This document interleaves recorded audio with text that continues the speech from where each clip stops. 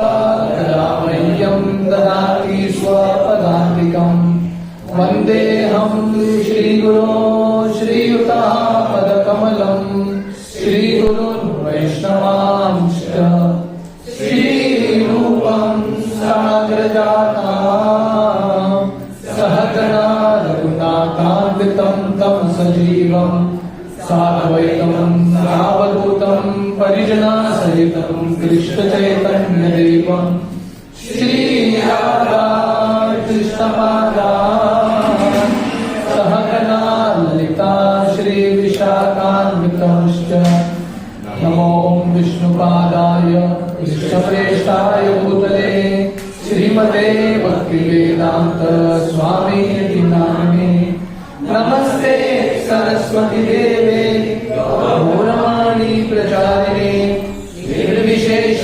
शून्यवादी पाश्चात्यदेशकारिणे नमो विष्णुपादाय कृष्णप्रेष्ठाय भूतले श्रीमते भक्तिसिद्धान्त सरस्वती इति नामिने श्री वृषभानुनवी देवी दयिताय कृपार्थये कृष्ण संबंध विज्ञानदायिने प्रभवे नमः माधुर्योज्वल प्रेमाढ्य श्रीरूपानुगभक्तिदा श्री गौर करुणा शक्ति विग्रहाय नमोस्तुते नमस्ते गौरवाणी श्रीमूर्तये दीनतारिणे रूपानुग विरुद्धाप सिद्धांत द्वंत हारिणे नमो गौर किशोराय साक्षात् वैराग्य मूर्तये विप्रलंबार सांगोजे पदाम्बुजायते नमः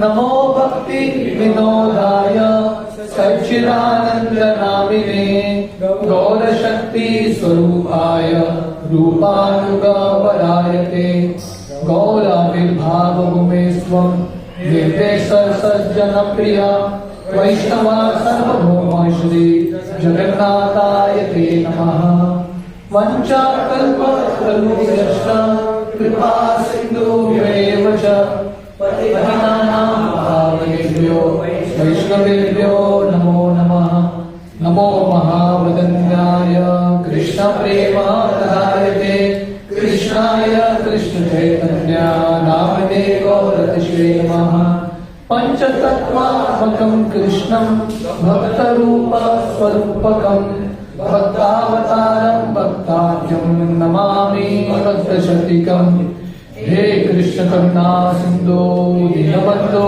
जगत्पते गोपेश गोपिकाकान्त राधाकान्त नमोस्तुते जयतां सदतोन्मङ्गोन् मम मन्त्रमतेर्गति मत्सर्वस्व पदाम्बोजो राधा मदनमोहनो दिव्यावृन्दावन्यकल्पद्रुमदो श्रीमारत्नाकरासिंहासनस्थो श्रीमद्राधा श्रीलगोविन्ददेवो प्रेष्ठादभिसेव्यमानो स्मरामि श्रीमारासरसारम्भे वंशीवटतटस्थता कर्षन्वेनो स्वरे गोपीनाथाय श्रेयस्तु नः तप्तकाञ्चन गौराङ्गी राधे वृन्दावनेश्वरी वृषभानुसुते देवी प्रणमामि हरिप्रिये जय श्री कृष्ण चैतन्य प्रभु नित्यानंद श्री अद्वैत गदाधर श्रीवासादि गौरभक्तवृंद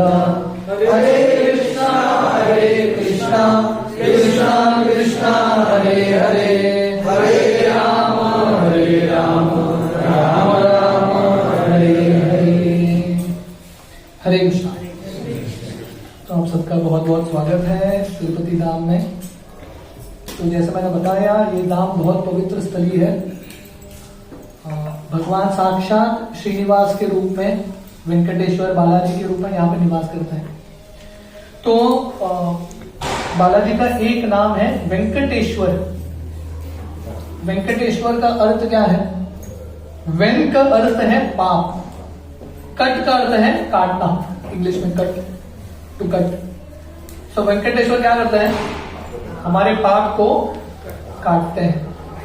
चौराष्टकम में बिल्वमंगल ठाकुर वर्णन करते हैं, यदि नामापि हरति अशेषम गिरी प्रसारान अपि पाप राशि, कि भगवान का नाम इतना पवित्र है, भगवान का दर्शन इतना पवित्र है, हमारे जन्म जन्मांतर पाप कट जाते हैं। अनेक जन्मार्जित पाप चोरम चौराग्रगण्यम पुरुषम नमामि। तो भगवान क्या कर रहे हैं? अनेक जन्मों का पाप हर रहे। तो भगवान वेंकटेश्वर के रूप में, बालाजी के रूप में, यहाँ पे श्रीनिवास के रूप में यहाँ पे साक्षात निवास करते हैं। तो ये जो विग्रह है सिर्फ विग्रह नहीं है, साक्षात भगवान है। और इतने सालों से लोग यहाँ पे बालाजी का दर्शन लेने के लिए आते हैं। Every year millions of people, lakhs of people, इतने सारे लोग आप देखेंगे, कल परसों का अनुभव होगा, है कि नहीं, कि कैसे ये दुनिया में अभी भी भगवान कृष्ण, वेंकटेश्वर कृष्ण ही है सबसे ज्यादा प्रसिद्ध, द मोस्ट फेमस। लाखों की संख्या में लोग आते हैं, लाइन में खड़े रहते हैं, किसके लिए?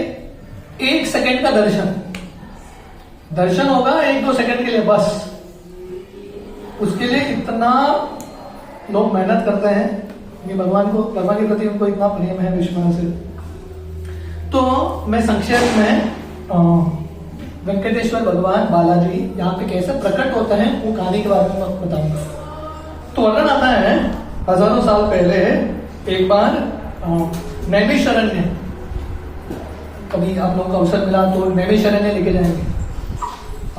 उत्तर भारत में है, उत्तर प्रदेश में नैमिषारण्य करके स्थान है जहाँ पे सुत गोस्वामी शौनक आदि ऋषि को भागवतम सुनाते हैं। अगर नींद आ रहा है तो खड़ा हो जाना है, सोना नहीं है, ठीक है। Try to be attentive, 45 minutes ध्यान से सुनिए। ये कथा आप लोग ध्यान से सुनेंगे ना, यहाँ का यात्रा का अनुभव अच्छे से होगा आप लोगों का, विल एक्सपीरियंस गुड दर्शन, ठीक है। तो वर्णन आता है एक बार शौनक आदि ऋषि सुत गोस्वामी को पूछते हैं ये वेंकटेश्वर का कथा क्या है, वेंकटेश्वर भगवान यहाँ पे कैसे प्रकट हुए। तो सुत गोस्वामी बताते हैं एक बार नारद मुनि ब्रह्मलोक जाते हैं। तो नारद मुनि भगवान के इतने शक्तिशाली भक्त हैं, दिन रात भगवान का हरिनाम का जप करते हुए अलग अलग जगह पे भ्रमण करते हैं, कभी नरक, कभी वैकुंठ, कभी ब्रह्मलोक। तो एक बार नारद मुनि ब्रह्मलोक पहुंचते हैं और ब्रह्मा जी, नारद मुनि, हालांकि नारद मुनि ब्रह्मा जी के शिष्य हैं, पुत्र हैं, पर बताया जाता है कि नारद मुनि का स्तर ब्रह्मा जी से भी ज्यादा श्रेष्ठ था, वेरी एक्सॉल्टेड डिवोटी। इसलिए ब्रह्मा जी नारद मुनि के साथ कंसल्ट करते हैं, ही रिवील्स हिज हार्ट। तो ब्रह्मा जी बताते हैं हे नारद, अभी तो कलयुग है, कलयुग आ गया और कलयुग में लोगों को इतना कष्ट होगा, लोगों के हृदय में इतने सारे इच्छाएं रहेंगे, तो अभी क्या करें इन सबका निवारण प्राप्त करने के लिए। तो ब्रह्मा जी कंक्लूजन पे आते हैं हमको किसी न किसी तरीके से भगवान को वापस ये दुनिया में लाना है।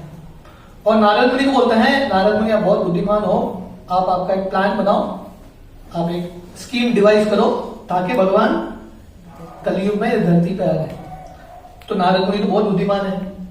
तो नारद मुनि तुरंत सरस्वती नदी के तट पे पहुंचते हैं और वहां पे बहुत सारे साधु संत थे जो इकट्ठा होके एक यज्ञ कर रहे थे। यज्ञ किसके लिए कर रहे थे?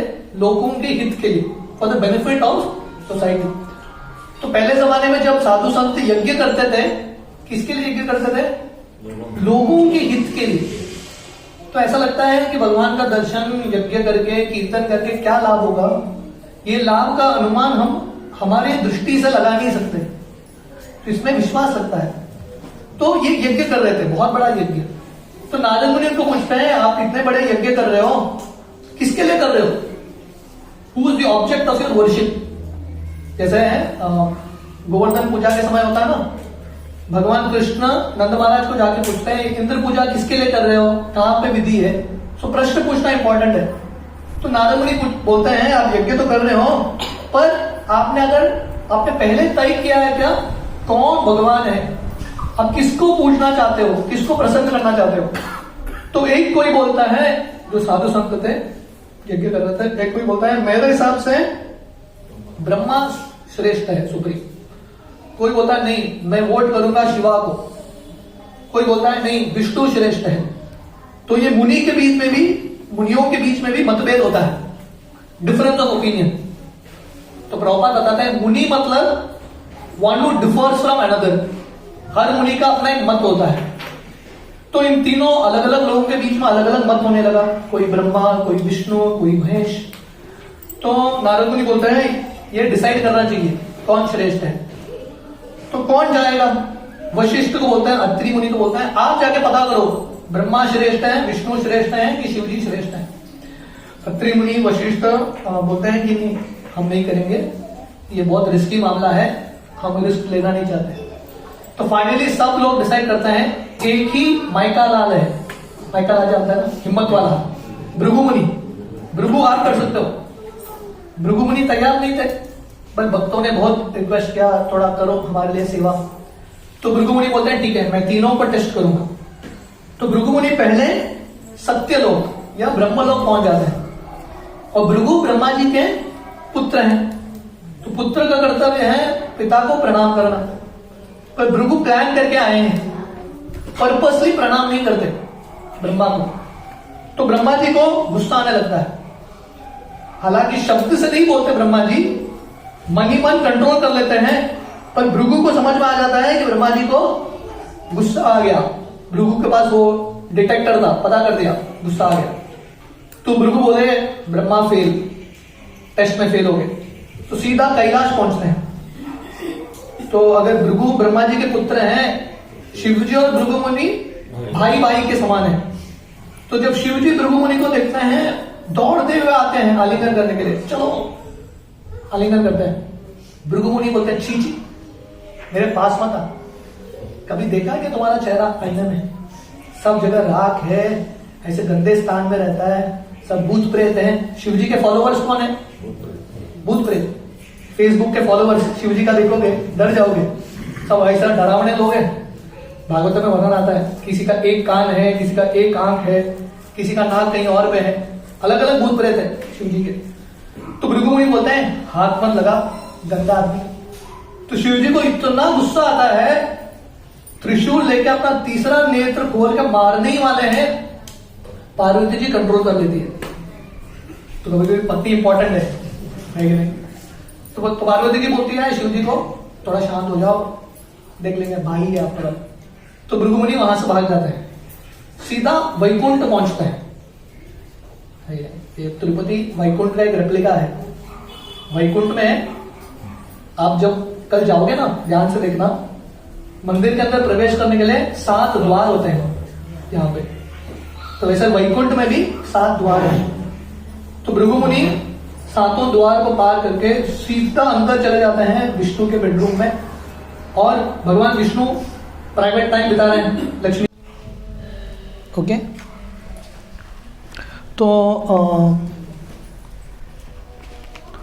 तो भृगु मुनि ने भगवान विष्णु के छाती पे लात मारा, पर भगवान विष्णु को बिल्कुल गुस्सा नहीं आया। तो भृगु मुनि समझ गए कि यही भगवान है, इनके अंदर रजोगुण नहीं है, तमोगुण नहीं है, क्योंकि गुस्सा तमोगुण रजोगुण का लक्षण है। तो इसलिए ब्रह्मा और शिव जी को गुणावतार माना जाता है। विष्णु भी गुणावतार में गिनती होती है, पर विष्णु जो है शुद्ध सत्व के स्तर पे है। तो भृगु मुनि समझ जाते हैं ये सबसे श्रेष्ठ भगवान है, इतने नम्र हैं। तो भृगु मुनि आते हैं सरस्वती नदी के तट पे और सबको घोषणा करते हैं, वो जो सुप्रीम लॉर्ड विष्णु श्रेष्ठ है। सब लोग खुश हो जाते हैं, हरि नाम का उच्चारण करते हैं। पर लक्ष्मी जी बहुत दुखी हो गई, क्योंकि उनके सामने पति का इंसल्ट लक्ष्मी जी टॉलरेट नहीं कर पाई। और वो भी लक्ष्मी जी विष्णु के छाती पे निवास करती है, इसलिए भगवान का नाम है श्रीनिवास। श्रीनिवास का अर्थ क्या है? श्री का अर्थ है लक्ष्मी, जो उनके वक्षस्थल पे निवास करती है। तो लक्ष्मी को बहुत गुस्सा आ गया। लक्ष्मी नारायण भगवान को बोलने लगी, मैं ना भृगु को माफ़ नहीं करूँगी। इसलिए वर्णन आता है जनरली जो ब्राह्मण है ना गरीब रहते हैं, क्योंकि लक्ष्मी ब्राह्मणों के घर में नहीं रुकती, क्योंकि भृगु ने उनके प्रति अपराध किया, उनके पति को ठेस पहुंचाया। So Lakshmi becomes angry. So generally Brahmin जो हैं गरीब होते हैं। तो लक्ष्मी जी सहन नहीं कर पाई। विष्णु बोलते हैं नहीं नहीं, जो भी है हमारे भक्त हैं माफ़ करो। लक्ष्मी बोलती है नहीं नहीं, मेरे आंखों के सामने आपका अपराध हुआ है, आई कांट टॉलरेट दिस। तो ये बहुत इंपॉर्टेंट है, हम सहन करते हैं हमारे ऊपर अपराध, पर जब भगवान या भगवान के भक्तों के ऊपर अपराध होता है, वी शुड नॉट टॉलरेट। तो लक्ष्मी जी उस समय वैकुंठ छोड़ के कोल्हापुर में आके तपस्या करती है। आप लोग गए हैं कोल्हापुर? चलो सीन लक्ष्मी, तो तब से अब तक लक्ष्मी जी कोल्हापुर में तपस्या कर रही है। तो लक्ष्मी जी चली गई वैकुंठ से, विष्णु का मन नहीं लग रहा है वैकुंठ में, क्योंकि लक्ष्मी नहीं है, वैकुंठ में मन कहाँ लगेगा। तो विष्णु तड़प गए। तो विष्णु जी अपने जो वैकुंठ धाम श्वेत द्वीप छोड़ के ये धरती पे आ गए बालाजी श्रीनिवास के रूप में। नारद मुनि और ब्रह्मा जी का यही प्लान था। प्लान क्या था? भगवान को यहाँ पे लेके आना। तो नारद मुनि ने ये सब लीला किया और भगवान प्रकट हो गए ये दुनिया में श्रीनिवास के रूप में, श्रीनिवास। और ये जो श्रीनिवास भगवान हैं सब जगह भटक रहे थे लक्ष्मी को ढूंढते हुए, वॉन्डरिंग एवरीवेयर, अलग अलग जंगल में, वन में, और फाइनली ये स्थान पे आते हैं। तो ये जो पर्वत है, हमने जो बड़ा पर्वत देखा अनंत शेष के रूप में, नाग के रूप में, ये पर्वत को शेषाचल या शेषाद्रि बोलते हैं। There are 7 hills, Saptagiri, there are 7 hills there. तो ये पर्वत का भी एक छोटा कहानी है। तो एक बार वायुदेव और आदिशेष के बीच में एक झगड़ा होने लगा। वायुदेव एक बार जाते हैं विष्णु का दर्शन प्राप्त करने के लिए वैकुंठ, तो आदिशेष बोलते हैं नहीं नहीं नहीं, आपको एंट्री नहीं है, you are not allowed inside. तो वायु और शेषनाग के बीच में ऐसा एक वार्तालाप होने लगा। तो भगवान विष्णु बोलते हैं ठीक है, हम टेस्ट करेंगे आप दोनों में से शक्तिशाली कौन है।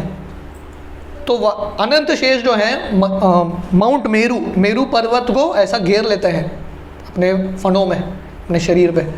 और वायुदेव का टेस्ट था अनंत शेष से ये मेरू पर्वत छुड़ाना। तो अनंत शेष ने इतने जोर से ये मेरू पर्वत को घेर लिया और वायुदेव पूरा प्रयास कर रहे हैं। इमेजिन करो, वायु थोड़ा चलता है तो व्यक्ति हिल जाता है, वायुदेव पूरा अपना वेग, एवरीथिंग फुल फोर्स लगा रहे हैं, पर कुछ भी नहीं हो रहा है अनंत शेष को। बहुत देर तक ये युद्ध चलता है, ये कंपटीशन। तो उस समय इंद्र और बाकी देवता बहुत परेशान हो जाते हैं, क्योंकि वायुदेव और अनंत शेष के बीच में झगड़ा चल रहा है, पर वायु इतना तेजी से चल रहा है पूरा ब्रह्मांड ही रुक गया, इतना प्रॉब्लम होने लगा ब्रह्मांड में। तो इंद्र जाके नारद मुनि को बोलता है आप कुछ करो। तो नारद मुनि भगवान का गुणगान करते हैं वीणा लेके। नारद मुनि बजाए वीणा राधिका रमन नाम है, भगवान के राधा कृष्ण का गुणगान करते हैं, लीलाओं का वर्णन करते हैं। और अनंत शेष बलराम जी है, कथा सुनने में इतने इच्छुक हैं, ये कंपटीशन के बीच में अपना एक फंड उठाते हैं कथा सुनने के लिए। उस समय वायुदेव थोड़ा और ज़ोर से हवा बहाते हैं और अनंत शेष और ये मेरू पर्वत का एक भाग यहाँ आके गिरता है। It comes and falls on this place earth. तो वायुदेव फाइनली आके अनंत शेष से माफ़ी मांगते हैं और बोलते हैं वापस आ जाओ अब वैकुंठ। अनंत शेष बोलते हैं नहीं नहीं, मैं यहीं पर रहूँगा, अभी ये भगवान का लीला है, भगवान को एक निवास स्थान चाहिए, मैं यहीं पर रहूँगा। तो इसलिए ये जो धाम है ना, जहाँ पे भी भगवान रहते हैं वो जगह को धाम बोलते हैं, वो बलराम जी या अनंत शेष से अभिन्न है। इसलिए हम आगे सुनेंगे, जब रामानुजाचार्य आए थे यहाँ पे, रामानुजाचार्य अपना पैर भी नहीं रखते ये पर्वत के ऊपर। रामानुजाचार्य चढ़ के गए, कैसे चढ़ के गए पता है? घुटनों पे। He walked on his knees, पैर भी नहीं रखा, क्योंकि ये अनंत शेष है, बलराम जी है। सो दिस इज द हिल, ये बलराम जी का एक स्वरूप है। तो श्रीनिवास भगवान जो लक्ष्मी को ढूंढते हुए आए थे, ऐसा ढूंढते ढूंढते ये पर्वत पे पहुंच जाते हैं। और पर्वत पे एक एंट हिल, एक बहुत बड़ा एक चींटी का घर था, उसके नीचे एक गुफा था, वहाँ पे जाके तपस्या करने लगते हैं। तो वहाँ पे कोल्हापुर में लक्ष्मी जी तपस्या कर रही है, यहाँ पे श्रीनिवास तपस्या करने लगे लक्ष्मी के विरह में। तो समय ब्रह्मा जी और शिव जी दोनों सोचने लगे अभी दोनों को कैसे तो मिलाना पड़ेगा। विष्णु भी छोड़ गए। इमेजिन करो वैकुंठ में आप दर्शन के लिए जाओगे, इमेजिन करो दर्शन में बालाजी नहीं है तो कैसा लगेगा, है कि नहीं। एक बार ये प्रसंग आता है, तुकाराम महाराज हर साल देहू से पंढरपुर जाते थे चल के, स्पेशली आषाढ़ी कार्तिकी एकादशी में। तो एक साल वो इतने बीमार हुए वो जा नहीं पाए। तो पर भक्तों ने, तुकाराम महाराज ने एक लेटर भेजा, मैं जा नहीं सकता, मेरा एक लेटर विट्ठल तक पहुंचा दो। तो सब भक्त विट्ठल तक पहुंचाते हैं। विट्ठल भगवान इतने उत्सुक थे, वो रुक्मिणी जी को बोलने लगे मैं जाऊंगा अभी उड़ के। तो रुक्मिणी जी बोलने लगी, अरे लाखों लोग आए हैं आषाढ़ी में आपका दर्शन लेने के लिए और विट्ठल ही नहीं है, तो कैसा लगेगा, है कि नहीं? इमेजिन करो 8 घंटा लाइन पे खड़ा रह के अब दर्शन के लिए जा रहे हो, विग्रह नहीं है, गायब विग्रह। तो वैकुंठ में लक्ष्मी भी नहीं है, विष्णु भी नहीं है, वैकुंठ खाली। तो ब्रह्मा विष्णु तो टेंशन में आ गए। तो वो दोनों आते हैं कोल्हापुर में लक्ष्मी जी को मनाते हैं। कैसे, तो श्रीनिवास को थोड़ा तो मनाएंगे। तो वर्णन आता है, ब्रह्मा जी एक गाय का रूप लेते हैं और शिव जी एक बछड़े का रूप लेते हैं, और लक्ष्मी जो है एक काउहर्ड गर्ल, गोपी का एक रूप लेती है। और तीनों नारायणपुर आते हैं। यहाँ से पास एक जगह है जिसको बोलते हैं Narayanpur, that place is still there, जहाँ पे एक्चुअली बालाजी और पद्मावती का विवाह होता है। That place is still there. तो उस समय चोल राजा वहाँ पे रहता था अपने रानी के साथ। तो ये जो लक्ष्मी है एक ग्वालिन के रूप में, और गाय और बछड़ा दोनों तीनों यहाँ पे पहुँच जाते हैं। और ये गाय और बछड़ा इतना सुंदर थे, the cow and the calf, राजा और रानी को आकर्षण हो जाता है। तो ये लक्ष्मी जो है बोलती है मैं आपको भेजूंगी, पर एक बहुत कीमती दाम में, वेरी हाई प्राइस। तो राजा और रानी खरीद लेते हैं।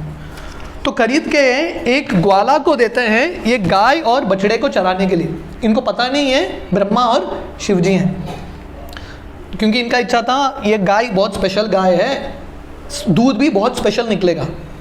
पर क्या होता था, 1-2 दिन तक ये गाय ने दूध दिया, बाद में दूध देना ही बंद कर दिया। तो रानी बोलने लगी मैंने इतना पैसा दिया है गाय के लिए, दूध कहाँ है, वेयर इज मिल्क। तो इनको लगने लगा ये जो ग्वाला है, कवर्ड मैन है, वो दूध पी रहा है। तो ग्वाला बोला मैं दूध नहीं पी रहा हूँ। तो ग्वाला सोचने लगा ये गाय का दूध कहाँ जाता है। तो एक दिन चुप के देखता है, वो देखता है कि ये गाय ये बछड़े के साथ ये जो एंट हिल है ना, जहाँ पे श्रीनिवास तपस्या कर रहे थे, उसके ऊपर खड़ा हो जाती है और वहाँ पे दूध छोड़ देती है पूरा सीधा श्रीनिवास के मुख के अंदर। तो ये ग्वाला देखता है, उसको इतना गुस्सा आता है, वो एक कुल्हाड़ी लेता है एक्स और गाय को मारने के लिए फेंकता है। तो उस समय श्रीनिवास भगवान उठते हैं ज़मीन से और उनका फोरहेड कट जाता है। इसलिए आप देखेंगे श्रीनिवास भगवान के फोरहेड पे एक तिलक, वो जो तिलक है ना एक्चुअली एक ऑइंटमेंट है, मेडिसिन है, अप्लाई किया है। तो श्रीनिवास भगवान गायों से इतना प्रेम करते हैं, गाय को बचाने के लिए अपने सर पे कुल्हाड़ी ले लेते हैं और खून इतना बहता है, सो मच ब्लड फ्लोज। तो ये जो ग्वाला है डर जाता है, सडनली किसी को मारने वाला था, कोई किसी और को लग गया, खून बहने लगा, वो उधर ही बेहोश हो गया। तो ये समाचार जाके राजा को पहुंचता है। तो राजा भागते भागते आता है देखने के लिए क्या हुआ है। तो उस समय वो क्या देखते हैं, खून बह रहा है और वो ग्वाला पड़ा है वहाँ पे। तो उनको लगता है किसी ने ग्वाले को मार दिया। पर जब वो श्रीनिवास का दर्शन करते हैं, खून तो बह रहा है पर भगवान इतने सुंदर हैं, राजा भगवान से माफ़ी मांगता है। उनको पता नहीं भगवान है, पर वो माफ़ी मांगता है। तो श्रीनिवास भगवान तो माफ़ कर देते हैं, पर वहाँ से जब निकलते हैं वो ढूंढ रहे हैं कि ये खून को कैसे रोके। उस समय बृहस्पति वहाँ पे पहुँचते हैं ब्राह्मण के रूप में, और बृहस्पति बोलते हैं आगे आप थोड़ा जाओगे, यही पर्वत में एक वराह क्षेत्र है, वहाँ पे आपको जड़ी बूटी मिलेंगे जिससे आपका ये खून रुकेगा। तो ऐसे चलते चलते श्रीनिवास वराह क्षेत्र पहुँचते हैं। तो ये जो तिरुपति है वो ऊपर का स्थान जहाँ पे बालाजी मंदिर है, उसको वराह क्षेत्र भी बोलते हैं। आप लोग सुन रहे हैं ना ध्यान से, वराह आप लोग सुनना, बाद में मैं प्रश्न पूछूंगा, ठीक है? जो आंसर करेगा उसको स्पेशल प्रसाद देंगे। ओके, तो बालाजी वराह क्षेत्र पहुंचते हैं। तो ये जो स्थान है जहाँ पे तिरुमला भगवान बालाजी का मंदिर है, एक्चुअली बालाजी का जगह नहीं है, वो जगह किसका है? वराहदेव का जगह है। बालाजी यहाँ पे रेंट पे रहते हैं। किस पे रहते हैं? रेंट पे रहते हैं। तो बालाजी श्रीनिवास वराह क्षेत्र जाते हैं। तो वराहदेव कैसे पहुँचते हैं? हम सब जानते हैं, जब ब्रह्मा जी सृष्टि का निर्माण कर रहे हैं, भागवतम के 3रे स्कंद में आता है, सृष्टि का निर्माण कर रहे हैं, हिरण्याक्ष आता है। हिरण्याक्ष हिरण्यकशिपु का बड़ा भाई था। वो सब सोना निकाल लेता है धरती से और धरती गर्भोदक सागर में गिर जाती है। उस समय ब्रह्मा जी के नासिका से वराहदेव आते हैं और ये धरती को बचा के लाते हैं, राइट, वापस अपने जगह पर स्थित कराते हैं।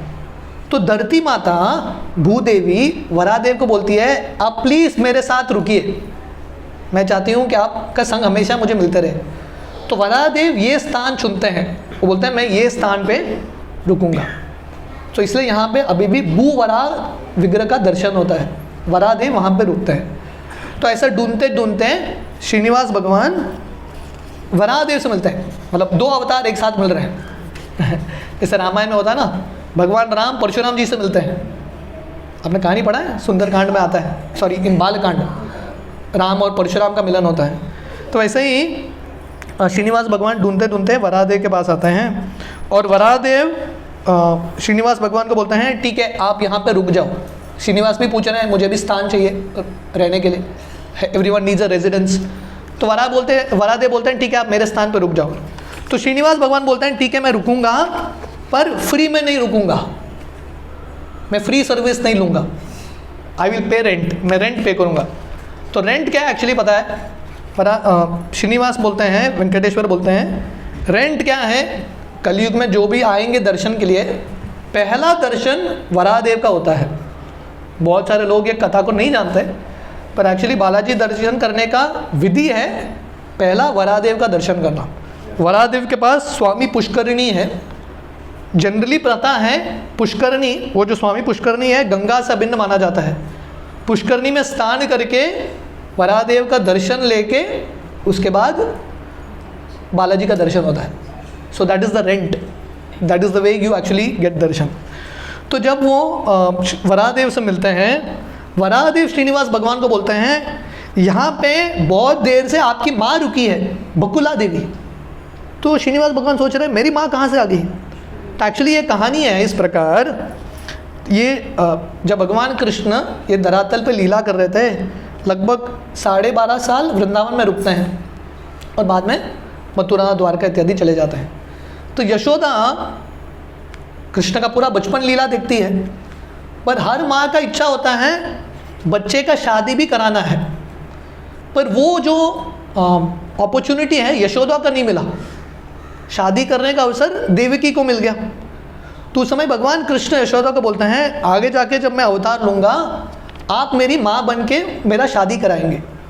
तो वही यशोदा बकुला देवी के रूप में आती है, और जब बकुला देवी सामने आती है उनके अंदर भी श्रीनिवास के प्रति स्वाभाविक रूप से प्रेम है, और श्रीनिवास भगवान को भी बकुला देवी के प्रति प्रेम हो गया, मदरली लव।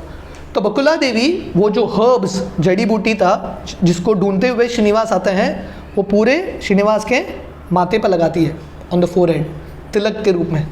तो अभी जो दर्शन होता है ना, आधा श्रीनिवास का आंख and forehead is covered with the tilak, वो एक्चुअली वो जो कटा हुआ एक्स था उसको बंद करने के लिए वो एक मेडिसिन के रूप में, लेप के रूप में लगता है।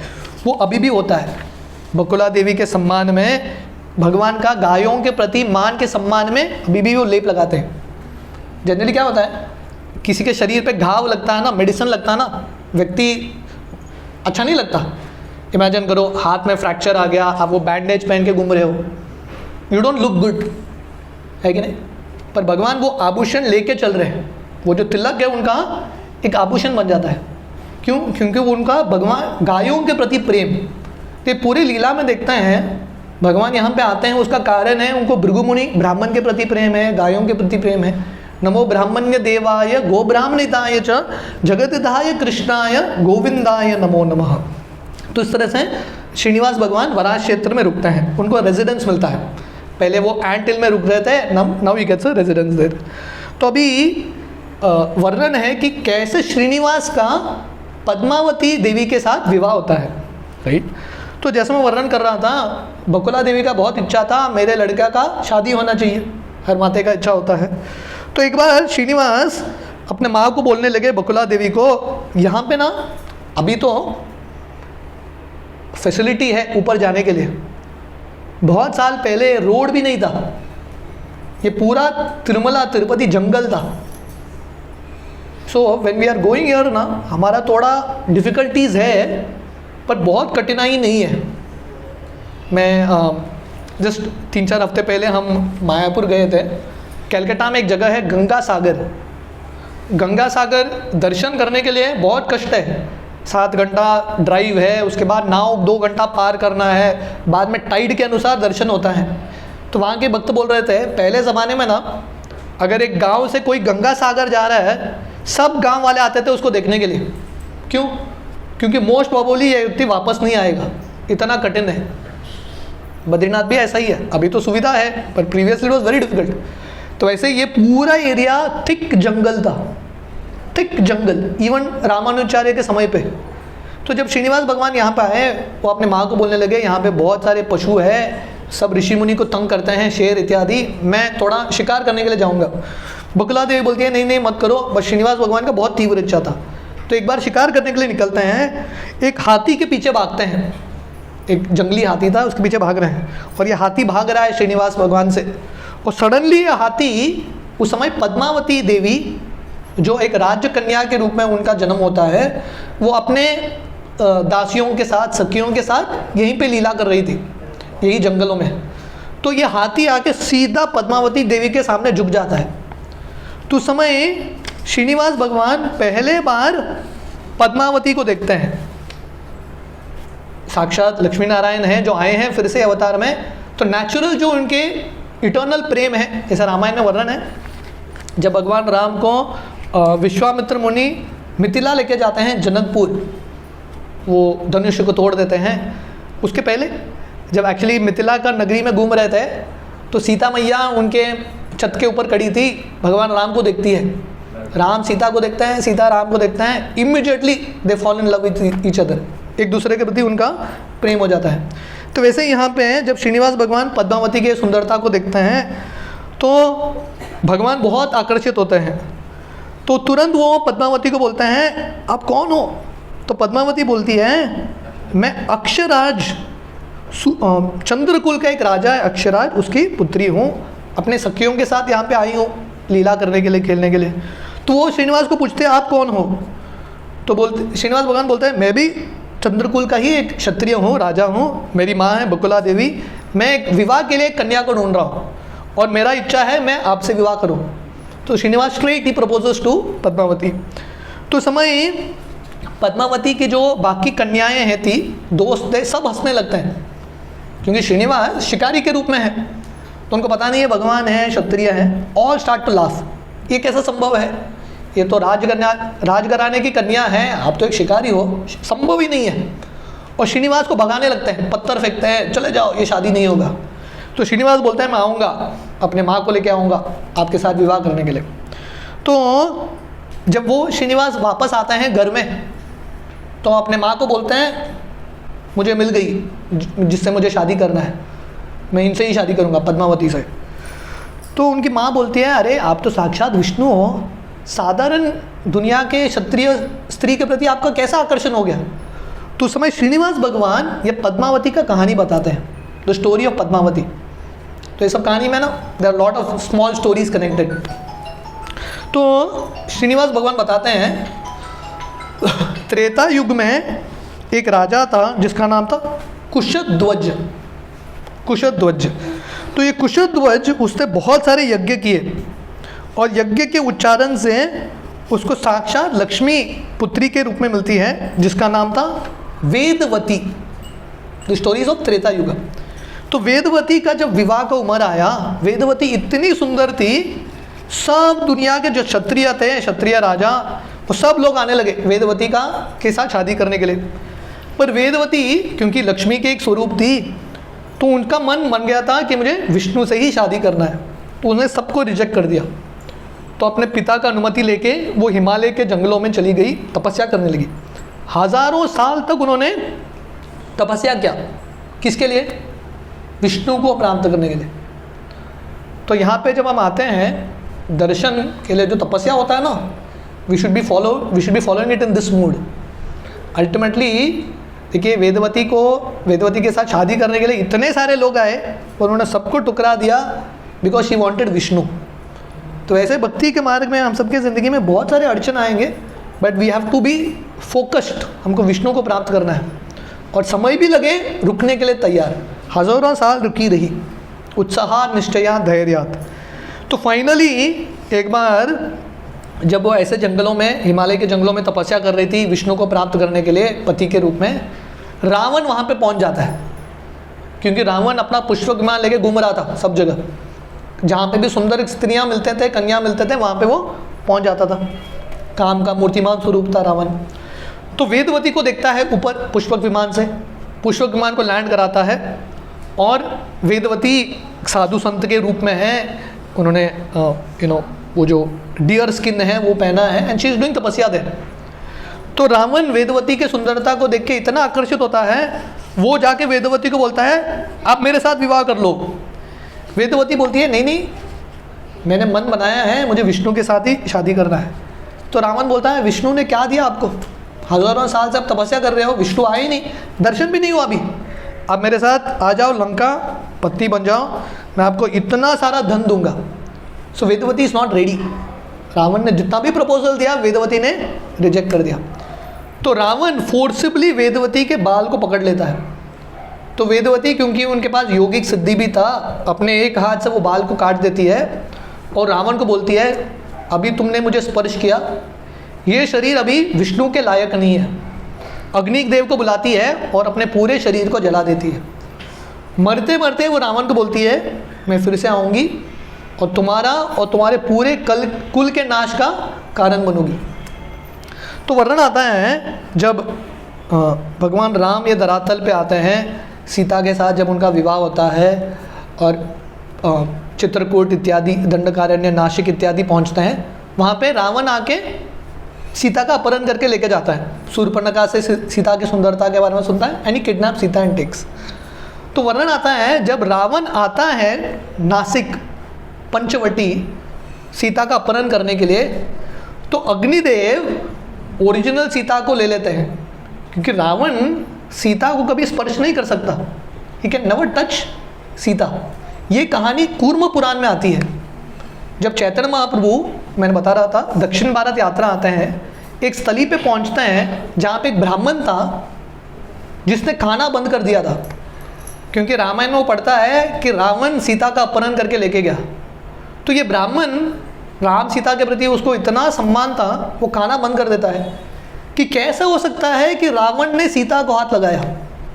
उसको उत्तर नहीं मिल रहा था। महाप्रभु जब दक्षिण भारत यात्रा में अनंत पद्मनाभ मंदिर पहुंचते हैं जो केरला में है, उनको एक कूर्म पुराण मिलता है, उसमें ये कहानी है। तो वर्णन आता है जब रावण आता है सीता का अपहरण करने के लिए, असली सीता को अग्निदेव लेके जाते हैं और उस समय वेदवती को रावण के हाथ में रख देते हैं, क्योंकि वेदवती ने प्रण लिया था मैं जाके रावण के वध का कारण बनूंगी। सो जो सीता को रावण लेके जाता है वो एक्चुअली सीता देवी नहीं थी, वेदवती थी।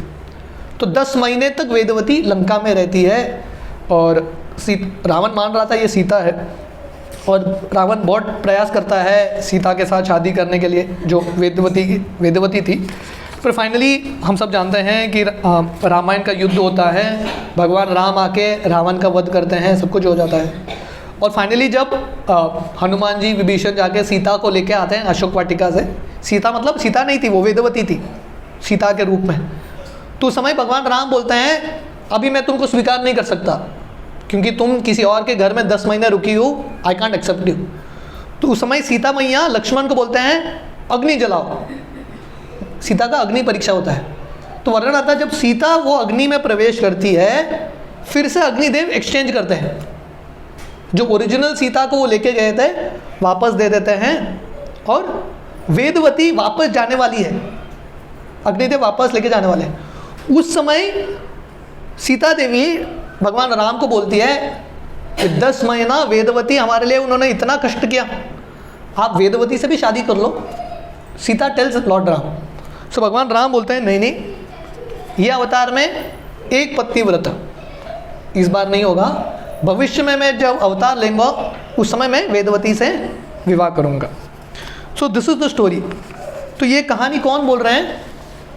श्रीनिवास अपने माँ बकुला देवी को बता रहे हैं। तो श्रीनिवास भगवान बताते हैं, तो जब भगवान राम चले जाते हैं अपना लीला समाप्त करके, वेदवती अभी भी रुकी है। इमेजिन करो, वेदवती कब से रुकी है भगवान विष्णु का हाथ प्राप्त करने के लिए, अब तक नहीं मिला। तो कृष्ण का लीला होता है, द्वापर युग चला जाता है, और जब कलयुग आता है वही जो वेदवती है पद्मावती के रूप में आती है। She is born as Padmavati. तो कलयुग में वही चोलक राज्य में एक राजा था जिसका नाम था सुधर्म। ये सुधर्म के दो पुत्र हुए, अक्षराज और तोड़मन। अक्षराज और तोड़मन। तो जब सुधर्म सही उम्र में, उनका जब 50 साल का उम्र होता है, वो वानप्रस्थ ले लेते हैं और राज्य अपने दो पुत्रों को दे देते हैं। और ये दो भाई अक्षराज और तोड़मन, इनमें इतना प्रेम था, कोई भी राजा बनने के लिए तैयार नहीं। फाइनली डिसाइड करते हैं हम दोनों एक साथ राज्य बन के राज्य करेंगे। एक राज्य का दो राजा, भाइयों के बीच में इतना प्रेम था। तो ये अक्षराज के कुछ पुत्र नहीं थे, तो ब्राह्मण को कंसल्ट करते हैं और सब ब्राह्मण बोलते हैं आप एक यज्ञ करो। तो यज्ञ करते करते, यज्ञ का एक विधि था, हल को लेके ज़मीन को जोतना होता है, यज्ञ का एक विधि होता है। जब वो कर रहे थे, उनका हल एक चीज़ को लगता है, एक सोने का बक्सा था, वो जब खोलते हैं उसके अंदर पद्म के कमल में एक कन्या थी, लड़की। ये लड़की थी पद्मावती, वही वेदवती पद्मावती के रूप में आती है। पद्मावती मतलब one who is born from a lotus flower. तो अपने बच्चे के रूप में बढ़ाते हैं ये लड़की को।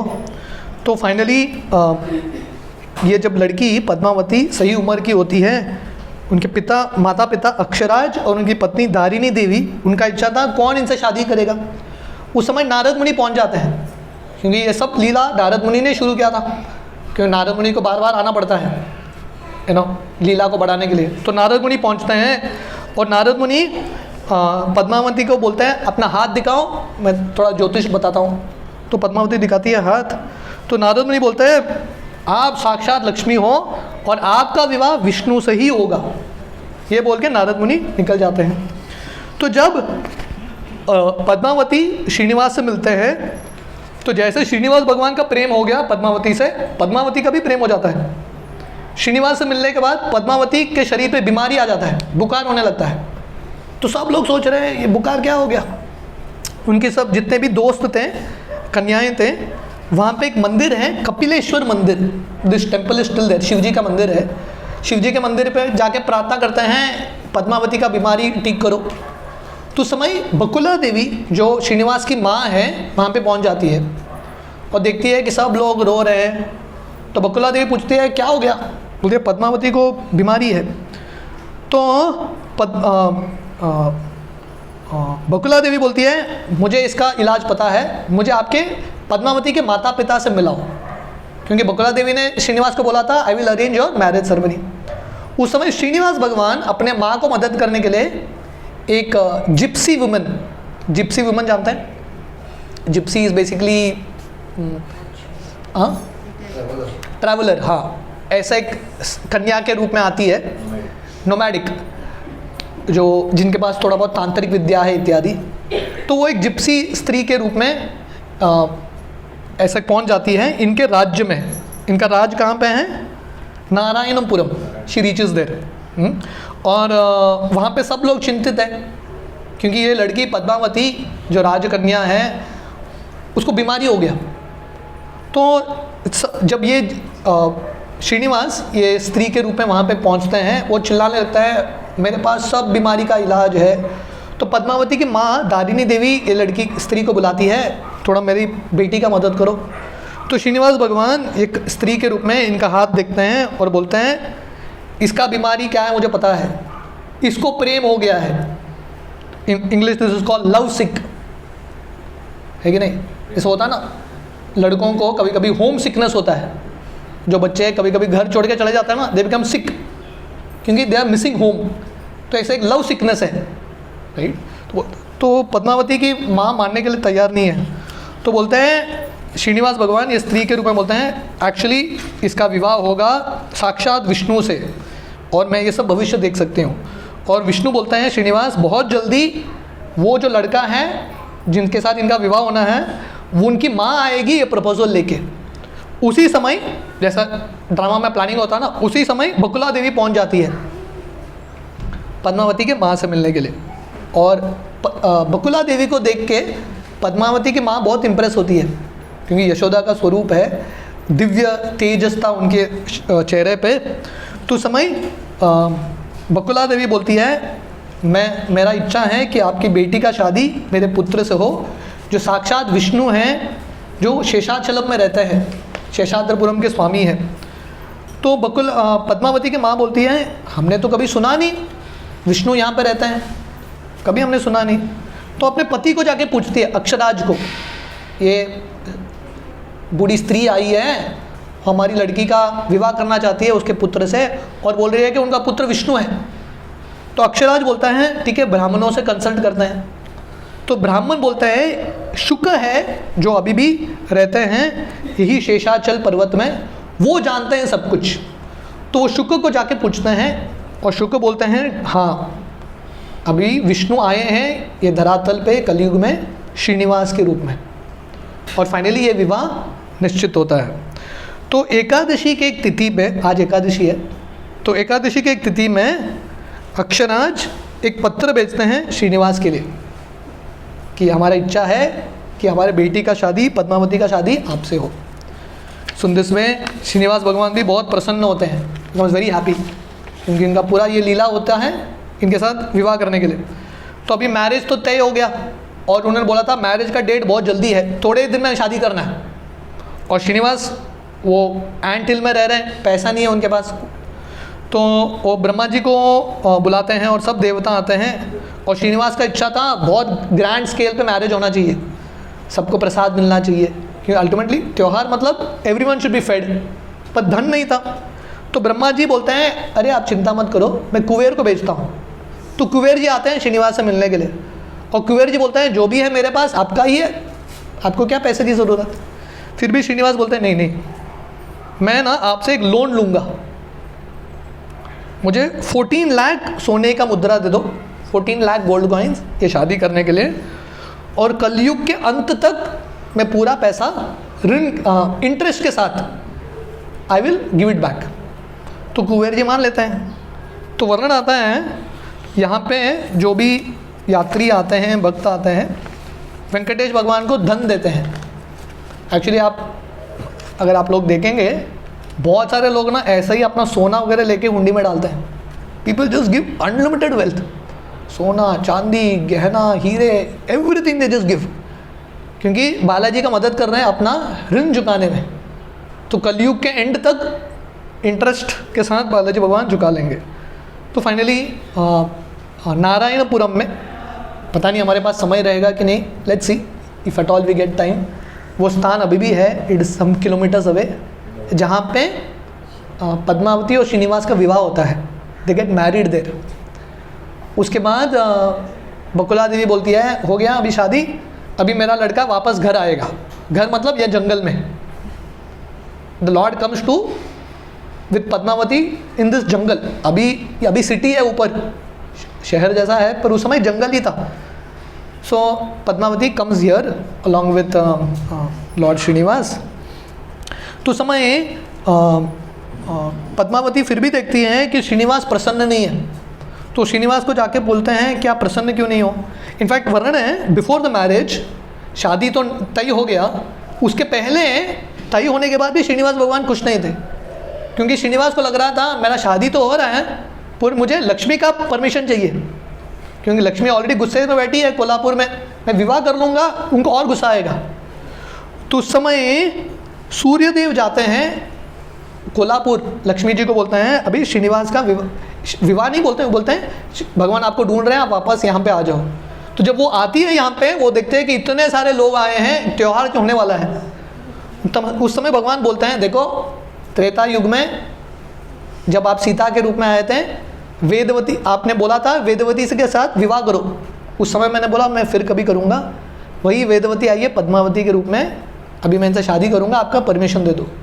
तो लक्ष्मी ऑल्सो गिव्स परमिशन। तो ऐसा इनका शादी होता है and then they return to Tirumala, right. तो these are some of the past times here. तो जैसे मैं वर्णन कर रहा था, ये जो स्थली है ना, इतना इम्पोर्टेंट स्थली है, अनंत काल से लोग यहाँ पे दर्शन के लिए आते हैं। हमारे जितने भी बड़े बड़े आचार्य हैं सब लोग यहाँ पे आए हैं, रामानुजाचार्य, मध्वाचार्य, चैतन्य महाप्रभु। चैतन्य चरितामृत में उल्लेख है, महाप्रभु दक्षिण भारत यात्रा जब करते हैं ना, महाप्रभु कम्स वॉकिंग हियर, और पूरा पर्वत महाप्रभु कैसे चढ़ते हैं? चल के, बस पे नहीं, नो बस nothing, he walks and has darshan. तो चैतन्य महाप्रभु स्वयं चल के गए हैं यहाँ पे दर्शन लेने के लिए। नित्यानंद प्रभु जो महाप्रभु के भाई हैं, Nityananda Prabhu also has come here to have darshan, चलते हुए। बलराम जी आए हैं यहाँ पे दर्शन लेने के लिए। So all these personalities have come in this place.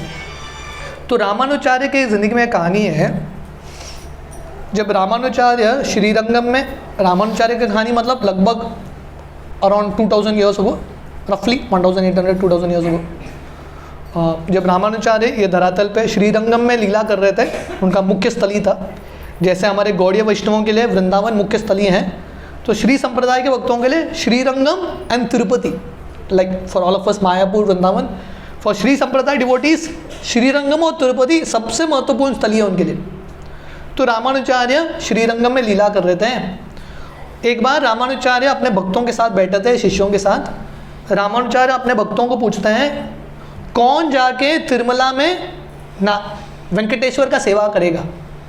अभी तो बहुत रेडी रहेंगे हम, पर उस समय कुछ भी फैसिलिटी नहीं था। You have to stay practically alone here in a jungle. तो कोई भी तैयार नहीं, कोई भी अपने गुरु का सन्निधि छोड़ के जाने के लिए तैयार नहीं। उस समय रामानुजाचार्य के एक शिष्य थे अनंताचार्य। तो अनंताचार्य बोलते हैं मैं आऊँगा। तो अनंताचार्य और उनकी पत्नी यहाँ पे शिफ्ट हो जाते हैं। उस समय पे भगवान के विग्रह थे, एक छोटा मंदिर था और कुछ भी नहीं था, नथिंग। तो अनंताचार्य और उनकी पत्नी क्या करते हैं? भगवान के लिए पुष्प उगाते हैं। जगन्नाथपुरी को भोग मंडप बोलते हैं। जगन्नाथ जी की सेवा कैसे होती है? भोग अर्पण करके। जगन्नाथ जी का किचन चलता रहता है। वर्णन है, जगन्नाथ जी का हाथ कभी सूखता नहीं है। मतलब एक भोग लग गया, वो निकालने से पहले दूसरा एक भोग लगता है, कंटिन्यूसली लगता रहता है। तो जगन्नाथपुरी को भोग मंडप बोलते हैं। पंढरपुर को कीर्तन मंडप बोलते हैं। नाद ब्रह्म। अभी मैं रिसेंटली आषाढ़ी एकादशी के लिए पंढरपुर गया था।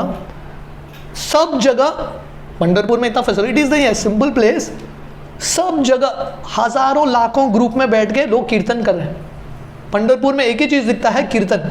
एवरीवेयर पीपल आर सिंगिंग, तो उसको कीर्तन मंडप बोलते हैं। तिरुपति को पुष्प मंडप बोलते हैं।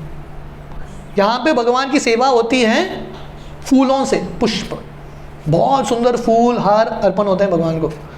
तो अनंताचार्य और उनकी पत्नी आके यहाँ पे बगीचा बनाते हैं। वो अभी भी there are some gardens Anantacharya के नाम पे जिन्होंने किया था। They would grow flowers, offer it to Balaji. तो एक दो कहानी है अनंताचार्य की ज़िंदगी से। एक बार जब वो ऐसे खड्डा खोद रहे थे, क्योंकि पर्वत के ऊपर पानी मिलना मुश्किल है, right. So they were digging some Pond's ताकि पानी हो सके, खेती हो सके। तो अनंताचार्य की पत्नी, अनंताचार्य खोदते थे, मिट्टी उठा के अपनी पत्नी को देते थे एक टोकरी में। पत्नी फेंक के आती थी, फिर से अनंताचार्य देते थे। तो ऐसा करते करते एक समय था जब उनकी पत्नी गर्भवती थी, तो उनको ज़्यादा लेके जाने को नहीं हो रहा था। तो श्रीनिवास भगवान एक लड़के के रूप में आते हैं और अनंताचार्य की पत्नी को बोलते हैं कि आप क्या करो, आपके हस्बैंड आपको देंगे वो टोकरी, आप मेरे हाथ में दे दो, मैं फेंक के तुरंत आ जाऊँगा। तो अनंताचार्य की पत्नी इसको देने लगी। श्रीनिवास भगवान दौड़ के फेंक के वापस आते थे। देखो भगवान कितने तत्पर है अपने भक्तों की सेवा करने के लिए। पर अनंताचार्य को समझ में आता है कि कोई तो आया है हमारे सेवा में डिस्टर्ब कर रहा है। सेवा में डिस्टर्ब मतलब क्या? हमारे सेवा को छीन रहा है। जनरली क्या होता है हमारे लिए, कोई हमारी सेवा को ले लेता है, हम खुश हो जाते हैं, पर अनंताचार्य गुस्सा आने लगा कि हमारा सेवा है, मेरे और मेरी पत्नी का, कोई आके हमारा सेवा छीन रहा है। तो अनंताचार्य को जो समझ में आता है कि ये लड़का आके तंग कर रहा है ऐसा, तो अनंताचार्य वो जो एक उसको क्रोबार बोलते हैं, क्रोबार जानता है जिससे खोदते हैं, हाँ दैट रॉड, एक्स नहीं, इट इज अ रॉड, हाँ, it's like I don't know what it's called, जो भी है आप लोग समझिए, in your own language it's called crowbar whatever, right. उसको लेके वो खड्डा खोद रहे थे, तो उनको इतना गुस्सा आता है, वो लेके लड़के के पीछे भागते हैं और दूर से वो चीज़ फेंक देते हैं, जस्ट थ्रोज इट, और ये लड़का भाग के चला जाता है, मंदिर के अंदर घुस जाता है। तो दरवाज़ा बंद है, अनंताचार्य बोलते हैं खोलो खोलो, कोई खोल ही नहीं रहा, पुजारी बोलते हैं कोई आया ही नहीं। जब अंदर जाके देखते हैं बालाजी के चिन्ह में यहाँ से खून बह रहा है, फ्रॉम दिस चिन्ह ऑफ बालाजी। तो अभी भी आप विग्रह देखोगे ना बालाजी का, यहाँ पे एक लेप है और यहाँ पे भी एक लेप होता है, दिस चिन्ह। तो भगवान वो चीज़ स्वीकार करते हैं। अभी भी आप लोग जब दर्शन करने के लिए जाओगे ना, एट सम पॉइंट, क्योंकि साथ में रहेंगे नहीं रहेंगे पता नहीं, but somewhere just outside the temple अभी भी वो क्रोबार का दर्शन होता है, the rod that Anantacharya threw, वो अभी भी है वहाँ पे, that thing is still there, you can have darshan. So ये यहाँ पे प्रसंग होता है। So there are many stories like this, small small stories. हाँ, तो एक बार अनंताचार्य ऐसा सेवा करते करते एक सर्प डस जाता है उनको, तो भक्त आके बोलते हैं अरे अनंताचार्य आप कुछ मेडिसिन ले लो, पॉइजन आपके शरीर पर चढ़ जाएगा। तो अनंताचार्य को इतना विश्वास है, वो बोलते हैं प्रॉब्लम क्या है, मैं मरूंगा तो वैकुंठ जाऊंगा, वैकुंठ में जाके मैं क्या करूंगा, भगवान को पुष्प अर्पण करूंगा। अगर आप जिंदा रहूंगा, यही वैकुंठ है, वैकुंठ के नाथ वेंकटेश्वर यहाँ पे है, यहाँ पे मैं क्या करूंगा, पुष्प अर्पण करूंगा। Simple logic, whether I die और live it is the same thing for me. कहीं पे भी जाना है, भगवान की सेवा ही करना है, वहाँ पे सेवा, यहाँ पे सेवा। This was the faith that Anantacharya had. तो रामानुचार्य एक बार जब वो आते हैं श्रीरंगम से तिरुपति दर्शन लेने के लिए, तो 2-3 प्रसंग है। मैं एक बताया था, रामानुचार्य चढ़ने के लिए तैयार नहीं, is not ready to touch the hill. तो ये अनंत शेष है, बलराम जी है, मैं चढ़ नहीं सकता। सब भक्त बोलते हैं रामानुचार्य को, आप नहीं चढ़ेंगे तो कोई नहीं चढ़ेगा, कोई भी नहीं आएगा, आपको चढ़ना ही है। तो Ramanujacharya walks on his knees, अपने घुटनों पे चलते हैं रामानुचार्य। उस समय रामानुचार्य के गुरु थे श्री शैलपूर्ण, जो यहाँ पे रहते थे। तो शैलपूर्ण रामानुचार्य को मिलने के लिए आते हैं, और रामानुचार्य 3 दिन, वर्णन आते हैं 3 दिन रुकते हैं ऊपर, भगवान का दर्शन करते हैं। और जो वो निकलते हैं ना, एक प्रसंग है, तिरुपति का लड्डू मिलता है, दर्शन के बाद लड्डू मिलेगा, है कि नहीं। बहुत सारे लोग लड्डू के लिए आते हैं यहाँ पे। पहले ज़माने में लड्डू का साइज़ थोड़ा बड़ा था, अभी थोड़ा कम हुआ है, पर टेस्ट एग्जैक्टली द सेम। तो रामानुचार्य वो लड्डू लेके नीचे आते हैं। नीचे जब लेके आते हैं और यहाँ से थोड़ा निकलने वाले हैं, थोड़ा दूर जाते हैं, वो देखते हैं कि लड्डू के ऊपर चींटी है। तो रामानुचार्य फिर से चढ़ के जाते हैं, क्योंकि उनको लगता है ये चींटी भगवान के धाम में रह रहा था, मेरा कुछ हक नहीं है वो चींटी को यहाँ से वहाँ से यहाँ लेके आना। In order to put the hands back he walks again. इतना उनको विश्वास है, मतलब ये जो स्थली है वैकुंठ है, और जो लोग वहाँ पर रहते हैं सब वैकुंठ के निवासी हैं, they are all residents of Vaikuntha. तो उस समय रामानुचार्य के जो गुरु हैं श्री शैलपूर्ण, उनको बोलते हैं कि आप यहाँ पे रुक के रामायण सीखो। सो रामानुचार्य 1 साल तिरुपति में रुकते हैं और श्री शैलपूर्ण से पूरा रामायण सीखते हैं। So these are some of the stories. और जैसा मैंने वर्णन किया, मध्वाचार्य भी यहाँ पे आए, चैतन्य महाप्रभु यहाँ पे आए, बहुत प्रसन्नता से उन्होंने विग्रह का दर्शन किया। नित्यानंद प्रभु यहाँ पे आए। शिला प्रभुपाद की गुरु भक्तिसिद्धांत सरस्वती ही केम हियर, तो यहाँ पे उन्होंने महाप्रभु के पच्चनों की स्थापना की। शिला प्रभुपाद स्वयं यहाँ पे आए। शिला Prabhupada also came here. Prabhupada को स्पेशल दर्शन मिलता है बालाजी के साथ, लगभग half an hour 45 minutes Prabhupada spent 1-to-1, एकांत में प्रभुपाद ने समय बिताया। तो प्रभुपाद को इतना अच्छा लगा, स्पेशली यहाँ का management, the system is well organised, Prabhupada ISKCON के भक्तों को बोलते हैं आप लोगों को सीखना चाहिए कैसे मंदिर चलाना है। सो प्रभुपाद ऑल्सो अभी भी वहाँ पे ना ऊपर जो स्पेशल गेस्ट आते हैं उनका एक डायरी होता है, they write their views words. So Prabhupada के शब्द अभी भी वहाँ पे लिखे हुए हैं। So this is a very very holy place that we are here. तो जब हम दर्शन करेंगे हम प्रेम से दर्शन कर सकते हैं, बालाजी से प्रार्थना कर सकते हैं। बहुत सारे लोग बालाजी को अपना बिजनेस पार्टनर बनाते हैं, है कि नहीं? क्योंकि many people come to Balaji because Balaji भगवान ना बहुत सारे मिरेकल्स करते हैं। शायद आप लोगों को भी कुछ अनुभव होगा, 1-2 दिन में हुआ तो बताना बाद में, है कि नहीं? So many people experience lot of miracles. लोगों को बहुत विश्वास है बालाजी पे, वेंकटेश्वर पे, जहाँ पे कुछ भी सॉल्व नहीं होता, when nothing works, homeopathy allopathy जब कुछ नहीं करता, Tirupati, this is one place that works. लोग आते हैं, धन का प्रॉब्लम है, यहाँ पे आते हैं, बालाजी दे देते हैं। किसी को हेल्थ का प्रॉब्लम है, बालाजी दे देते हैं। बट अल्टीमेटली जैसे मैंने अनंताचार्य का कहानी बताया, हम जब जाएंगे बालाजी के सामने, हम धन पैसा ये सब मांगने के लिए नहीं आए। हम किसके लिए आए हैं? भगवान का भक्ति। तो महाप्रभु ने हमको ये श्लोक सिखाया है, न धनम न जनम न सुंदरीम कविता वा जगदीश कामये मम जन्मनि जन्मनीश्वरे भवतात भक्ति रहे तुकी तोई। हे भगवान, मुझे धन नहीं चाहिए, स्त्री नहीं चाहिए, फॉलोअर्स नहीं चाहिए, मुझे कुछ भी नहीं चाहिए, मोक्ष भी नहीं चाहिए। जैसे अनंताचार्य मोक्ष भी नहीं चाहते हैं, उनका क्या इच्छा है? सेवा। तो the greatest wealth is the opportunity to सर्व।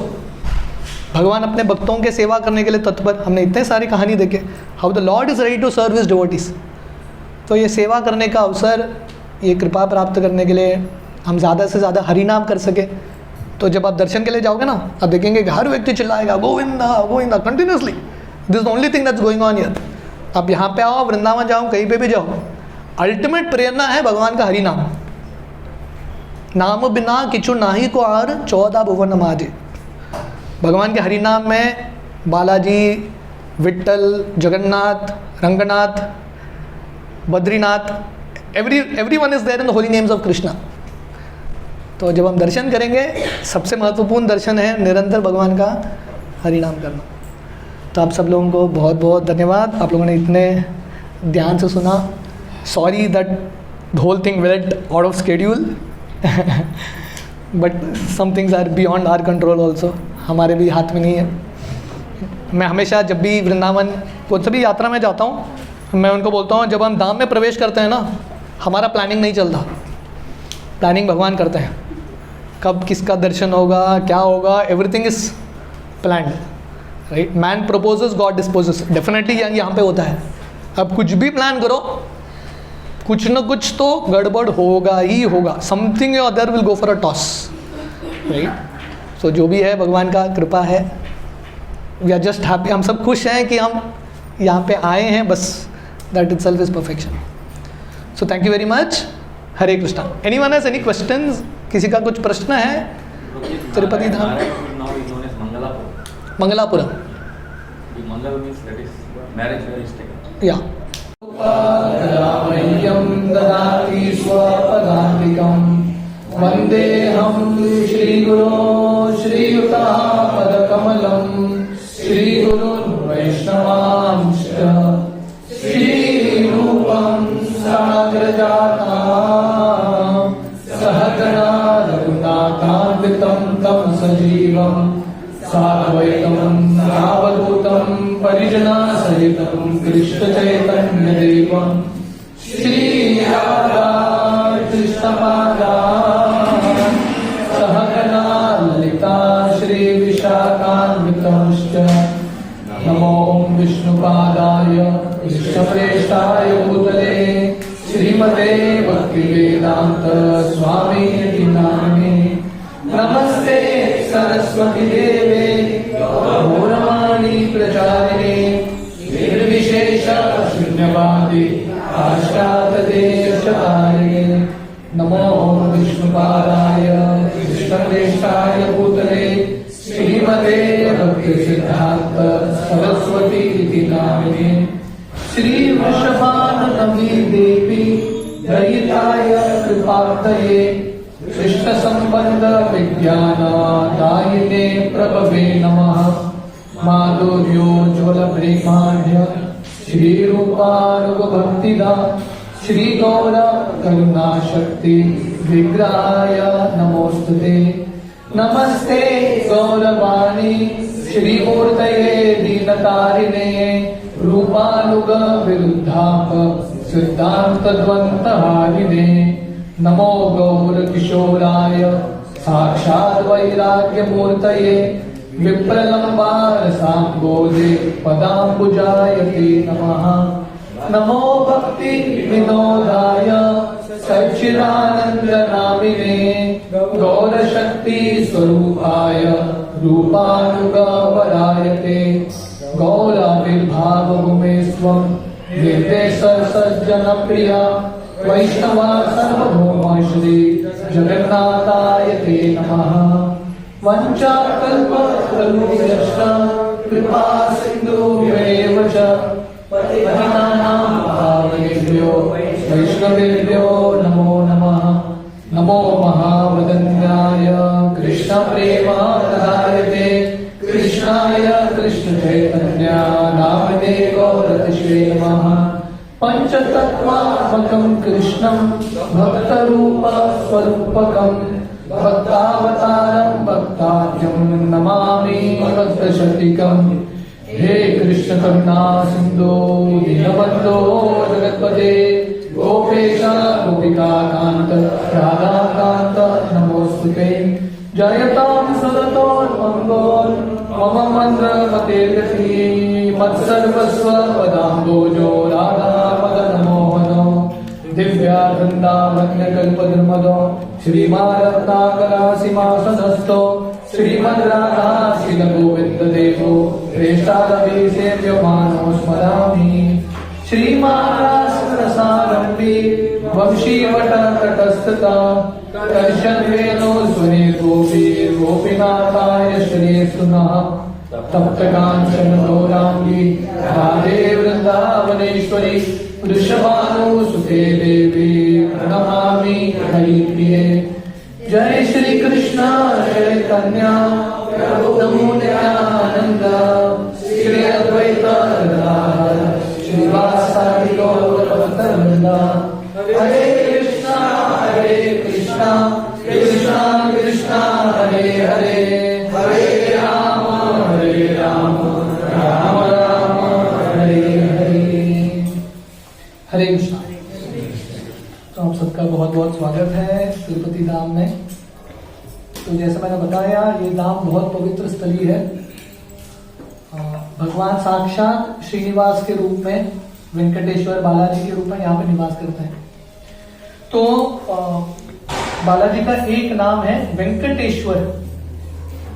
वेंकटेश्वर का अर्थ क्या है?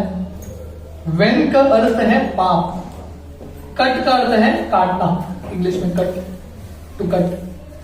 सो वेंकटेश्वर क्या करते हैं? हमारे पाप को काटते हैं। चौराष्टकम में बिरमंगल ठाकुर वर्णन करते हैं, यदि नामापि हरति अशेषम गिरी प्रसारान अपि पाप राशि। कि भगवान का नाम इतना पवित्र है, भगवान का दर्शन इतना पवित्र है, हमारे जन्म जन्मांतर पाप कट जाते हैं। अनेक जन्मार्जित पाप चोरम चौराग्रगण्यम पुरुषम नमामि। तो भगवान क्या कर रहे हैं? अनेक जन्मों का पाप हर गए। तो भगवान वेंकटेश्वर के रूप में, बालाजी के रूप में, यहाँ पे श्रीनिवास के रूप में यहाँ पे साक्षात निवास करते हैं। तो ये जो विग्रह है सिर्फ विग्रह नहीं है, साक्षात भगवान है। और इतने सालों से लोग यहाँ पे बालाजी का दर्शन लेने के लिए आते हैं। Every year millions of people, lakhs of people, इतने सारे लोग आप देखेंगे। कल परसों का अनुभव होगा, है कि नहीं, कि कैसे ये दुनिया में अभी भी भगवान कृष्ण, वेंकटेश्वर कृष्ण ही है सबसे ज्यादा प्रसिद्ध, द मोस्ट फेमस। लाखों की संख्या में लोग आते हैं, लाइन में खड़े रहते हैं। किसके लिए? 1 सेकंड का दर्शन होगा 1-2 सेकंड के लिए बस। उसके लिए इतना लोग मेहनत करते हैं, ये भगवान के प्रति उनको इतना प्रेम है, विश्वास है। तो मैं संक्षेप में वेंकटेश्वर भगवान बालाजी यहाँ पे कैसे प्रकट होता है वो कहानी के बारे में बताऊंगा। तो वर्णन आता है हजारों साल पहले एक बार नैमिषारण्य, कभी आप लोगों का अवसर मिला तो नैमिषारण्य लेके जाएंगे। उत्तर भारत में है, उत्तर प्रदेश में नैमिषारण्य करके स्थान है जहाँ पे सुत गोस्वामी शौनकादि ऋषि को भागवतम सुनाते हैं। अगर नींद आ रहा है तो खड़ा हो जाना है, सोना नहीं है। ठीक है, try to be attentive, 45 minutes ध्यान से सुनिए। ये कथा आप लोग ध्यान से सुनेंगे ना, यहाँ का यात्रा का अनुभव अच्छे से होगा आप लोगों का। विल एक्सपीरियंस गुड दर्शन। ठीक है, तो वर्णन आता है एक बार शौनकादि ऋषि सुत गोस्वामी को पूछते हैं ये वेंकटेश्वर का कथा क्या है, वेंकटेश्वर भगवान यहाँ पे कैसे प्रकट हुए। तो सुत गोस्वामी बताते हैं एक बार नारद मुनि ब्रह्मलोक जाते हैं। तो नारद मुनि भगवान के इतने शक्तिशाली भक्त हैं, दिन रात भगवान का हरिनाम का जप करते हुए अलग अलग जगह पे भ्रमण करते हैं, कभी नरक, कभी वैकुंठ, कभी ब्रह्मलोक। तो एक बार नारद मुनि ब्रह्मलोक पहुंचते हैं और ब्रह्मा जी नारद मुनि, हालांकि नारद मुनि ब्रह्मा जी के शिष्य हैं, पुत्र हैं, पर बताया जाता है कि नारद मुनि का स्तर ब्रह्मा जी से भी ज्यादा श्रेष्ठ था, वेरी एक्सॉल्टेड डिवोटी। इसलिए ब्रह्मा जी नारद मुनि के साथ कंसल्ट करते हैं, ही रिवील्स हिज हार्ट। तो ब्रह्मा जी बताते हैं हे नारद, अभी तो कलयुग है, कलयुग आ गया और कलयुग में लोगों को इतना कष्ट होगा, लोगों के हृदय में इतने सारे इच्छाएं रहेंगे, तो अभी क्या करें इन सबका निवारण प्राप्त करने के लिए। तो ब्रह्मा जी कंक्लूजन पे आते हैं हमको किसी न किसी तरीके से भगवान को वापस ये दुनिया में लाना है। और नारद मुनि को बोलते हैं नारद मुनि आप बहुत बुद्धिमान हो, आप आपका एक प्लान बनाओ, आप एक स्कीम डिवाइस करो ताकि भगवान कलयुग में धरती पे आ जाए। तो नारद मुनि तो बहुत बुद्धिमान है। तो नारद मुनि तुरंत सरस्वती नदी के तट पे पहुंचते हैं और वहां पे बहुत सारे साधु संत थे जो इकट्ठा होके एक यज्ञ कर रहे थे। यज्ञ किसके लिए कर रहे थे? लोगों के हित के लिए, for the benefit of society. तो पहले जमाने में जब साधु संत यज्ञ करते थे, किसके लिए यज्ञ करते थे? लोगों के हित के लिए। तो ऐसा लगता है कि भगवान का दर्शन यज्ञ करके, कीर्तन करके क्या लाभ होगा, ये लाभ का अनुमान हम हमारे दृष्टि से लगा नहीं सकते, तो इसमें विश्वास लगता है। तो ये यज्ञ कर रहे थे, बहुत बड़ा यज्ञ। तो नारद मुनि उनको पूछते हैं आप इतने बड़े यज्ञ कर रहे हो, किसके लिए कर रहे हो? Who is the object of your worship? जैसे गोवर्धन पूजा के समय होता है ना, भगवान कृष्ण नंद महाराज को जाके पूछते हैं इंद्र पूजा किसके लिए कर रहे हो, कहां पे विधि है? सो प्रश्न पूछना इंपॉर्टेंट है। तो नारद मुनि बोलते हैं आप यज्ञ तो कर रहे हो, पर आपने पहले तय किया है क्या कौन भगवान है? आप किसको पूछना चाहते हो, किसको प्रसन्न करना चाहते हो? तो एक कोई बोलता है, जो साधु संत थे यज्ञ कर रहे थे, एक कोई बोलता है मेरे हिसाब से ब्रह्मा श्रेष्ठ है, सुप्रीम। कोई बोलता है नहीं मैं वोट करूंगा शिवा को। कोई बोलता है नहीं विष्णु श्रेष्ठ है। तो ये मुनियों के बीच में भी मतभेद होता है, डिफरेंस ऑफ ओपिनियन। तो प्रभुपाद बताते हैं मुनि मतलब one who differs from another. हर मुनि का अपना एक मत होता है। तो इन तीनों अलग अलग लोगों के बीच में अलग अलग मत होने लगा, कोई ब्रह्मा, कोई विष्णु, कोई महेश। तो नारद मुनि बोलते हैं ये डिसाइड करना चाहिए कौन श्रेष्ठ है। तो कौन जाएगा? वशिष्ठ को बोलते हैं, अत्रि मुनि को बोलते हैं आप जाके पता करो ब्रह्मा श्रेष्ठ है, विष्णु श्रेष्ठ है कि शिवजी श्रेष्ठ है। अत्रि मुनि वशिष्ठ बोलते हैं कि नहीं हम नहीं करेंगे, ये बहुत रिस्की मामला है, हम रिस्क लेना नहीं चाहते। तो फाइनली सब लोग डिसाइड करते हैं एक ही माइका लाल है, माइका लाल जानता है ना, हिम्मत वाला, भृगु मुनि। भृगु आप कर सकते हो। भृगु मुनि तैयार नहीं थे, पर भक्तों ने बहुत रिक्वेस्ट किया थोड़ा करो हमारे लिए सेवा। तो भृगु मुनि बोलते हैं ठीक है मैं तीनों पर टेस्ट करूंगा। तो भृगु मुनि पहले सत्यलोक या ब्रह्मलोक पहुंच जाते हैं। और भृगु ब्रह्मा जी के पुत्र हैं, तो पुत्र का कर्तव्य है पिता को प्रणाम करना। पर भृगु प्लान करके आए हैं, पर्पसली प्रणाम नहीं करते ब्रह्मा को। तो ब्रह्मा जी को गुस्सा आने लगता है। हालांकि शब्द से नहीं बोलते ब्रह्मा जी, मन ही मन कंट्रोल कर लेते हैं, पर भृगु को समझ में आ जाता है कि ब्रह्मा जी को गुस्सा आ गया। भृगु के पास वो डिटेक्टर था, पता कर दिया गुस्सा आ गया। तो भृगु बोले ब्रह्मा फेल, टेस्ट में फेल हो गए, तो सीधा कैलाश पहुंचते हैं। तो अगर भृगु ब्रह्मा जी के पुत्र हैं, शिव जी और भृगु मुनि भाई भाई के समान है। तो जब शिव जी भृगु मुनि को देखते हैं, दौड़ते हुए आते हैं आलिंगन करने के लिए, चलो आलिंगन करते हैं। भृगु मुनि बोलते हैं छी छी, मेरे पास मत आ, कभी देखा है कि तुम्हारा चेहरा आईने में? सब जगह राख है, ऐसे गंदे स्थान में रहता है, सब भूत प्रेत हैं। शिव जी के फॉलोअर्स कौन है? भूत प्रेत। फेसबुक के फॉलोअर्स शिव जी का देखोगे डर जाओगे, सब ऐसा डरावने लोग हैं। भागवत में वर्णन आता है, किसी का एक कान है, किसी का एक आंख है, किसी का नाक कहीं और पे है, अलग अलग भूत प्रेत है शिव जी के। तो भृगु मुनि बोलते हैं हाथ मत लगा, गंदा आदमी। तो शिव जी को इतना गुस्सा आता है, त्रिशूल लेके अपना तीसरा नेत्र खोल के मारने ही वाले हैं, पार्वती जी कंट्रोल कर लेती है। तो कभी कभी पत्नी इंपॉर्टेंट है कि नहीं? तो पार्वती जी बोलती है शिव जी को थोड़ा शांत हो जाओ, देख लेंगे, भाई है आपका। तो भृगु मुनि वहां से भाग जाते हैं, सीधा वैकुंठ पहुंचते हैं। ये तिरुपति वैकुंठ का एक रेप्लिका है। वैकुंठ में आप जब कल जाओगे ना, ध्यान से देखना, मंदिर के अंदर प्रवेश करने के लिए 7 द्वार होते हैं यहाँ पे। तो वैसे वैकुंठ में भी 7 द्वार हैं। तो भृगु मुनि 7 द्वार को पार करके सीधा अंदर चले जाते हैं विष्णु के बेडरूम में, और भगवान विष्णु प्राइवेट टाइम बिता रहे हैं लक्ष्मी